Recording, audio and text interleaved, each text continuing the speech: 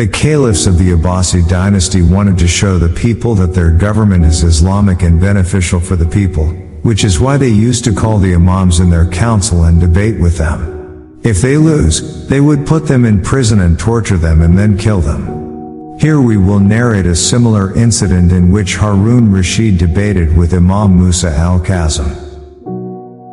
O Musa ibn Ja'far, how are you better than us when we both belong to the family of Abdul Muttalib and are the same in terms of closeness to the Holy Prophet?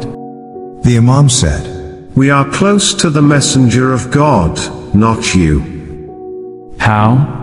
The Imam said, Because Abdullah and Abu Talib are from the same parents, while Abbas is the uncle of the Holy Prophet, of whom you are a descendant. He was not from the mother of Abdullah and Abu Talib, and therefore Abbas is their half-brother. How can you claim that you are the heir of the Messenger of God when Abu Talib, who was the father of Imam Ali, had died by the time of the demise of the Messenger of God, but Abbas was alive at that time, and that is why Abbas should inherit from the Holy Prophet, not Abu Talib? The Imam said, Imam Ali says that as long as there are children, the stepchildren, whether they are women or men, do not get any inheritance. This is the command of God which the Umayyads did not accept. It is against the command of God and His Messenger. Tell me again, O Musa, so that we may understand and know. The Imam said, The Messenger of God did not appointed any inheritance for those who have not migrated. What evidence do you have of that?